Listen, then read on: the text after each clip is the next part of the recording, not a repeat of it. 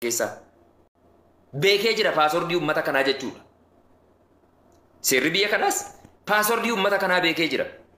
Ummata qasaaf duubatti gatee callisee taa'u jechuudha. Guyyuma tokko lama wayii waatee boo'ee lukkuu qalamte beektu ndaanqoo kana yeroo isiin qalamtee jettu batattifti bar batatatatatatata godhatti.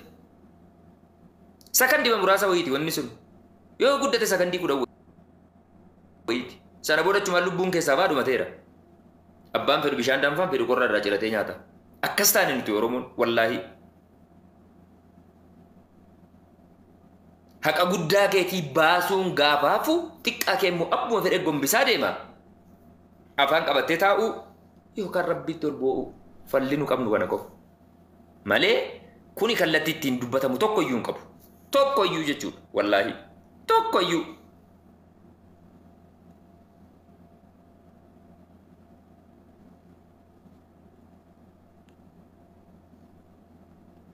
Imam moderator sih kenen jira nama komentii jalatti boo mute godhi. Komentii jalatti boo'inaa isiniin jedheen jira. Kanaaf jechuudha. Baay'ee nama guba wallaahi. Baay'ee. Bakki inni itti du'e anaaf fageenya qabu kun asirra qarshii 10 miilaan deemuun hin danda'ama. Ollaa kiyya.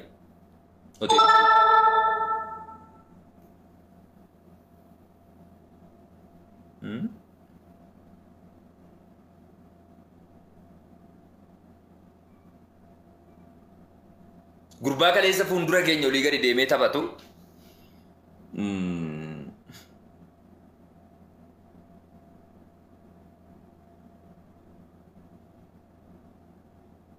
Abdii si keessatti ajjeesa jireenyi biyya kanaa wallaahi.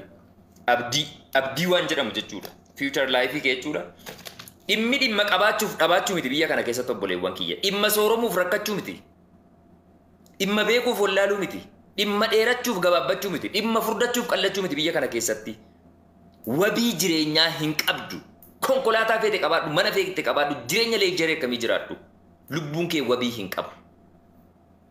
Seeftii wanti jedhamu haraama biyya kanatti. Seeftii hin qabdu taanaan maalirra jireenyi? Maalii laayifiin?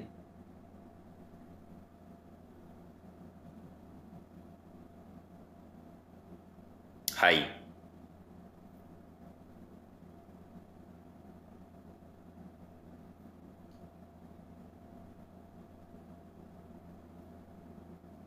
Bari wallahi baratii PLF sana ofiin nama ajjeeftu malee isheen siyaasa siitiif jettee jechuudha wayita siyaasa siiti dhattee buutu malee seeftiin namootaa eeggamaadha baay'ee wallahi nama ajjeese miti namni nama dhaanee jedhe mana hidhaa keessatti hanganni tottoru achitti jechuudha adabbii adda addaatti fudhatamaa bara. Hanga inni maalittiin kanatti seene jedhee deebi'ee of ijibbaatee of jibbu gochisiifti barbaadhaa keessatti. Nama ajjeese miti nama tuqee jedhe. Hayi. Maali? Gaallaa jechuun dandeessuum yeroo durii habashaan. Maali? Hin fooyyaa hin caala osoo jennu gadi deebi'aa maalla jireenyi ilma namaa.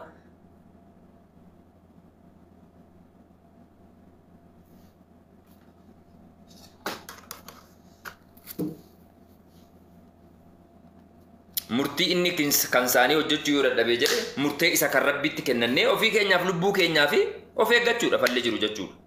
Obboleewwan keenya keessattuu naannoo Finfinnee jiraatanu keessattuu naannolee boordarii ta'ee jedhe jechuudha. Naannolee boordarii Finfinnee ta'an jechuudha.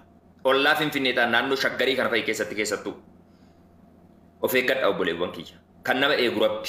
Garuu hanga dandeessanuun hiriyyaa yartuurraa fagaadha. Dhalaa irraa fagaadha dhiironni keenya. Dhiifa manaaf godhaa jechootaan fayyadamaa jiruuf. Dhalaa irraa fagaadha. Gonkuma jechuudha jaartii kee yoo taateen alatti. Kallattii kaminuu jechuudha. Itti siqin. Hiriyyaa waliin ooltu waliin baatu waliin galtu. Adda baafadhu. Yoo siif hin danda'amne qofaa kee jiraadhu. Qofaa kee jechuudha qofaa kee. Kallattiin isa sitti dhufu yookaan situ lafa buusa yookaan isatu lafa si buusa. Kuni waan tokko. Kan mana kee rukutee sitti seenu yeroo kamiyyuu reedii ta'e taa'e. Yookaan isatu lafa si buusa yookaan isatu lafa si buusa. Waan tokko filannoodha jechuudha. Opshinii lama qabda jechuudha isaaf rakkoon qabu. Goyyoomtee garuu sa'aatii baatu, sa'aatii deemtu, eenyu wajjin akka deemtu adda baafadhu. Biyya kanatti kan nama galaafachiisu hiriyyaa yartuudha. Hiriyyaa yartuurra diina halaalatti beektu sii wayya. Diinni halaalatti beektu ofirraa eeggatta. Yookaan isa si dursa yookaan situ dursaan. Si galee obboleessoo. Hiriyyaa keessa siin beekne garuu bareechi ofirraa eegi. Bareechi jechuudha diina caalatti. Kan kolfeel kan sitti addeesse hundi fira kee aantee kee miti. Kan si wajjin taphate deeme hundi hiriyyaa kee miti. Bara ulfaattu rakkiftuu taate keessa jirra rabbi nu haa eegu. Wallaahi. Isinii galee. Kanaaf hiriyyaa 50 si waliin kolfu faanaan kolfini nu taaliin hin fiigin.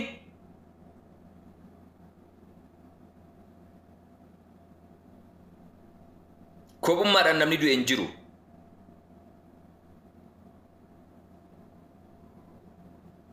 Keessa kee jireenya kee yoo rabbiin siif beeke ga'aadha. Kanaa achitti bakka nama si barbaachisutti adda baafataa waliin socho'ee rakkoon qabu sun. Sanaa achi garuu si waliin nyaateef, si waliin dhugeef, si waliin kolfeef, si waliin utaaleef hundi fira jettee faana bobbaata yoo ta'e daandiin ati karoorfatte dheeraan bakka sanaan si ga'uu dhiisuu danda'a. Rabbi hunda keenya eegu. Isinii galee? Keessattuu dargaggoo keenya bareecha dhalarraa fagaadhaa. Dhalarraa fagaadhaa. Anatu isiniin jedhe dhalarraa fagaadhaa. Dhalaan biyya Itoophiyaa kanatti nama nyaatti. Dhalaadhaan gadheen nama nyaatti. Informationii baay'een harkaa qaba jara keenya. Dhalarraa fagaadhaa. Yoo miirri dhiirummaa isinitti dhagaamee jedhe kunoo shamarran Oromoo kun bakka adda addaa jirti. Itti bilbilaan enjoy godha. Yoo fuute fuudhii waliin galii amanadhu. Hin beekta sii bu'uura isii fuutu haadha abbaa maatii gosa fira beekta waan ta'eef hin kallattii kamiinuu hammeenya isin irratti yaaddeettee yaaddu jechuudha sii galee sii fuuteettu. Sanaa achitti fiyaansee waan no. Anatu isiniin jedhe.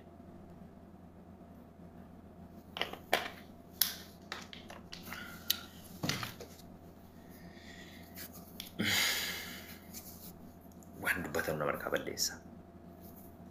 Wallaahi waan dubbatan jechuudha. Maali sidee wanti biyya kana keessa jireenya waan jechi nama jechisiisu jechuudha isinii galee. Namni yookaan lolee yookaan waa tokko wayii godhee bakka inni du'u inni wareegamu kun warra koo qabu miti bar beekamaadha bar kun. Saba keetiif jettee lammii keetiif jettee haqa keetiif jettee wanti duutu bar gootummaadha shahidummaadha bar. Rakkoon qabu kun baalagee waan tokko jechuudha beettee. Sababni ati itti duute maatii kee kan hin boonsine biyya kee kan hin boonsine. Du'a saree jechuudha dama kalbi jettee arabni kun. Du'a akkasii yeroo ilmi namaa waa fuulduratti jechuudha karoorfatee jiraatu baay'een yeroo karaatti dhabamaa deemu hatee arsee mormee arsisa jedhuun isaa namatti kaasa. Sirkaa waa fudhatee hatee deebi'ee si mormuu ani hin agarre jedhee jechuudha kakachuu. Akkas wayii fakkaata jechuudha isinii galee.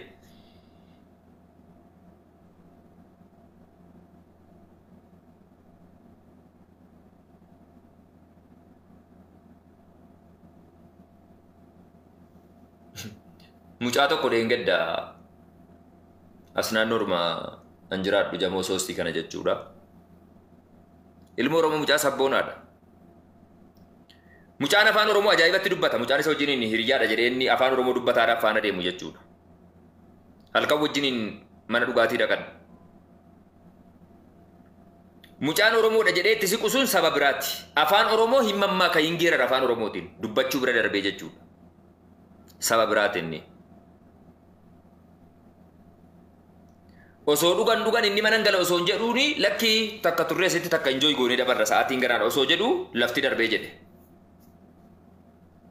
Gaafa kaan hoteela keessatti jechuudha siree lamatu jira. Sireen kan fakkeenyaaf ruumiidhuma tokko keessa ta'e hulatti algaa yaala. Siree lama kan qabu algaa lama kan qabu jechuudha. Garagararra kan bulamu jechuudha isinii galee. Kana booda deemiin laftis nutis xiqqoo ho'inee jirra waan taaneedhaa fi Indeemina suma bultaa waan akkasii jedheeni inni itti qophaa'ee jira lakka. Mucaan quban qabu. Dhugee jira machaa'ee jira hirriba ofiitti uffate. Achitti waraanee ajjeesee badee jechuudha mucaan. Rakkiftuu ta'e keessa jiraachuu uummata kanaati kan isinitti dhaga'amuu qabu jechuudha. Nama bu'uura isaa hin beekne, eenyummaa isaa hin beekne, adeemsa isaa hin beekne, hin hiriyoonfatin, waliin hin deemin, waliin hin socho'in. Of eeggadhu. Ilmaan Oromoo naannolee magaalaa irra jirtan. Kan baadiyyaa wal beetti, baadiyyaan bakka ooltu, bakka galtu, fira ollaa, ahlii wal beetti firri. Gumaa baachuudhaaf illee taa'anni. Inni gumaa baachuudhaaf illee taa'anni ollaa inni wal beetu inni baadiyyaa jechuudha isinii galee. Yoo nam tokko obboleessa koo ajjeese ayyoon jiraadhanatu gumaa obboleessa kootii baasa. Isinii galee. Kan kana iddootti hidhattee himattuu hin qabdu, waan irraa shakkitu hin qabdu, iddootti shakkitu hin qabdu, iddootti qabattu hin qabdu jechuudha. Rakkoo guddaa. Isinii galee. Kanaaf obboleewwan keenya keessattuu naannoo Finfinnee jiraattan jabeessitanii of eeguu qabdu. Jabeessitanii jechuudha. Dhugaadha Finfinnee keessatti haqa dubbachuuf yoo ta'e jedhe. Gama mootummaatiin mirgi hawaasa keenyaa eenyummaa isaatiin ba'ee socho'uu, galuu, dubbachuu, hojjetachuu fooyya'insa qaba. Kanan haala fooyya'insa qaba. Kan duriirra. Kana jechuun seeftii qaba jechuu miti. Rakkoo guddaan hawaasa kanaa amma seeftii waan jedhamudha. Lubbuu uummata kanaatiif. Eegumsa uummata kanaatiif godhamuu qabu keessattuu qaamonni yakka namarratti dalaganii jedhan tarkaanfiin isaan irratti fudhatamu kan si qaanfachiisudha jechuudha. Iccitiiwwan jiran wantoota hafan ammarratti kanaa ol dubbachuu hin barbaachisu waa'ee obboleessa keenya irratti jechuudha. Waa'ee obboleessa keenya sooraa irratti kanaa ol dubbachuun hin barbaachisu.